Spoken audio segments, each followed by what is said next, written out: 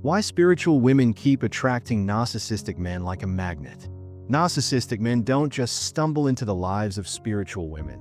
They are magnetized to them, not out of reverence or longing to evolve, but with the quiet hunger of something far darker.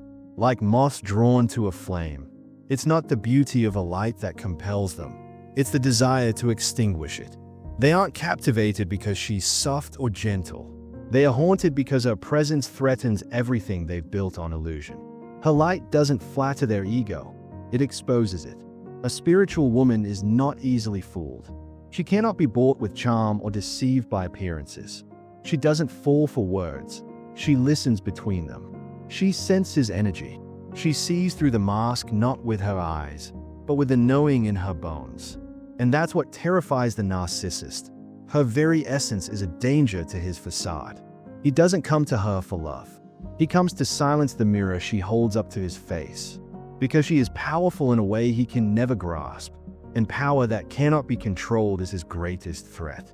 This episode dives into 5 piercing reasons why narcissistic men are irresistibly drawn to spiritual women, and why that attraction often becomes a battlefield.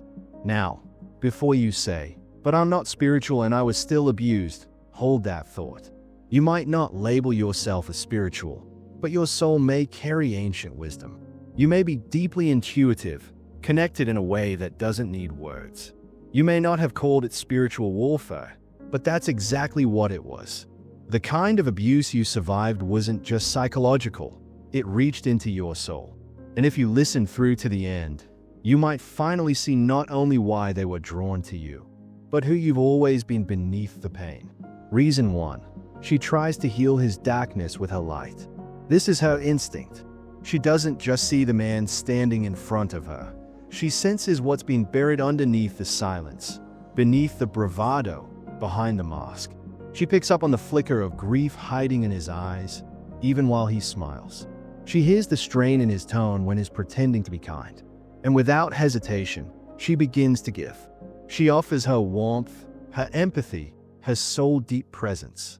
She pours herself into his wounds, thinking her love will mend him. And for a fleeting moment, he feels whole again. But it's not gratitude he feels, it's vulnerability. And for someone like him, that vulnerability doesn't feel like hope. It feels like danger. Her light exposes what he's spent a lifetime trying to hide. Her love invites transformation, but to someone who fears change, that invitation feels like annihilation. He doesn't rise to meet her where she is.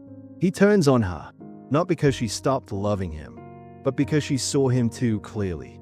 In her gaze, he felt seen, and he hated her for it. Reason 2. She believes in the man he could be, not the one he is. Spiritual women aren't captivated by appearances. They fall in love with frequencies, with energy, with potential. She doesn't love the persona he wears. She loves the soul she senses beneath it. She sees the wounded child who never received enough love. She sees the artist buried beneath arrogance, the healer trapped in denial, the visionary suffocated by ego. She falls in love not with what he shows, but with what he could become. And so she gives her heart, her time, her sacred energy, believing that if he is simply loved in the right way, if he is met with pure devotion, he will awaken. She believes in a future version of him that he has no intention of becoming. She invests in his transformation, not realizing that he doesn't want to transform. He wants to be admired, not healed. And slowly, heartbreakingly, she begins to see the truth. The man she loved was never real. He was a possibility that will never exist. He will never become that man she sees in her visions. Not because he lacks the ability, but because he simply lacks the desire. There is no yearning in him to rise. He does not care to evolve. What he craves instead is for her to keep believing he might. He wants her to look at him and see transformation as possible. He wants her to imagine the future he has no plans to create. And every time she honors the potential she sees in him, he feeds on it, not to grow, but to be worshipped. The more she pours love into his unrealized self, the more he becomes intoxicated with being adored for a version of himself he never has to actually embody. She touches the depths of his soul, and rather than being humbled by her sacred gaze, He uses irreverence as fuel for performance. He performs sincerity. He mimics progress. He becomes a character in the story she is writing in her mind, until she realizes that this story is hers, not his. Reason 3. He knows she will forgive him more than she should, not because she is weak, but because she believes in redemption. Her forgiveness isn't a tactic, it's her truth. She doesn't offer grace to manipulate or control. She does it because her heart is built from the understanding that even the most fractured souls were once innocent. She has danced with her own darkness. She knows trauma intimately. She has survived her own undoing, and so she sees no one as unworthy of love. Even when she's exhausted, even when her spirit is torn, she keeps showing up in love, believing that if she continues to reflect light, the man she sees in glimpses will finally emerge from the shadows. And he sees this. He studies it. He counts on it. Her compassion becomes his permission. Her grace becomes the very thing he weaponizes. He confuses her holiness with weakness, her empathy with naivete. While she is extending her hand, he is measuring just how far he can push her before she fractures. To her, forgiveness is sacred. But to him, it's a system of control. It's how he keeps her anchored while he crosses every boundary, knowing she'll offer him another chance. Reason 4. Her spiritual discernment terrifies him, and so he tries to corrupt it. She's not blind, and she's certainly not gullible. In fact, she is the one person in his life who cannot be easily seduced by illusion. Her intuition is not learned, it's inherited. It lives in her cells.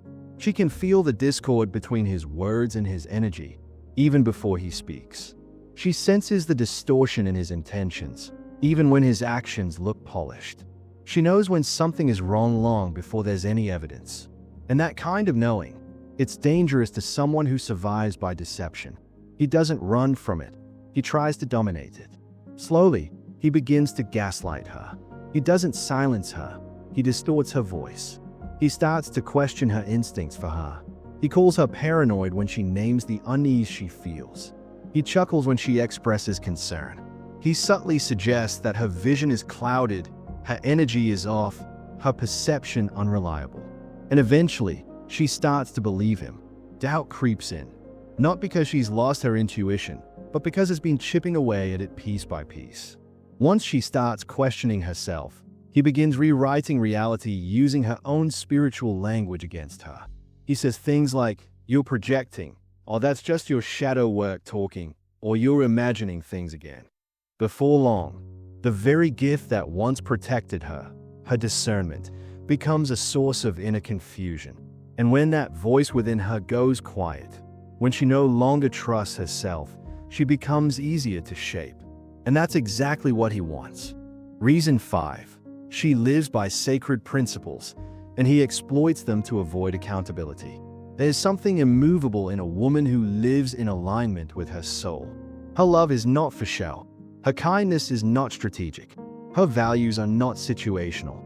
And that's steadiness. It's where her power resides. But to him, it's a loophole. He counts on the fact that she will take the high road. He assumes that her compassion will always outweigh her anger. He expects her to stay silent, to keep the peace, to prioritize understanding over confrontation. He believes her depth will keep her from cutting him off. And for a time, he's right. Because she doesn't seek revenge. She seeks resolution. She doesn't want to hurt him. She wants to heal him. But what he doesn't understand is this. Her boundaries are just as sacred as her compassion. And when she finally remembers who she is, not just in love, but in self-respect, she doesn't just walk away. She ascends. She doesn't love to fill a void. She loves because her soul overflows. And even when she's hurting, especially then, she chooses grace over retaliation.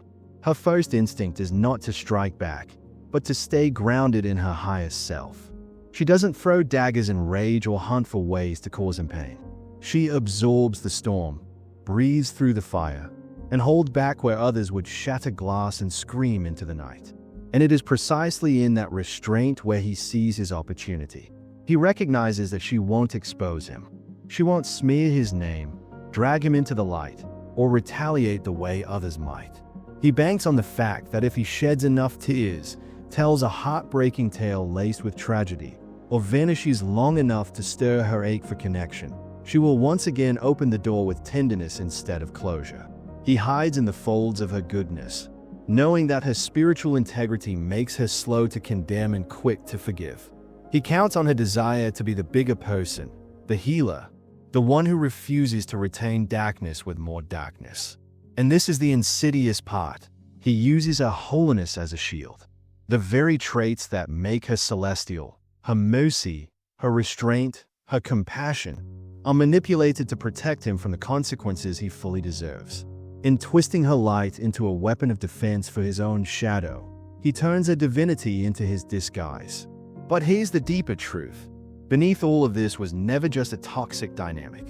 It was a spiritual hijacking, a subtle, surgical attempt to sever her from her source, to make her question the intuitive knowing that once felt like oxygen, to drown her clarity in a sea of self-doubt, to take her empathy and twist it into a wound, to turn her softness into something shameful, as if her sensitivity were a defect instead of a superpower. But no, what actually happened was that her light woke something in him that has been running from his entire life. She didn't lose. She threatened something in him so profoundly that the only way he could survive her light was to try and snuff it out. And yet, look at her now.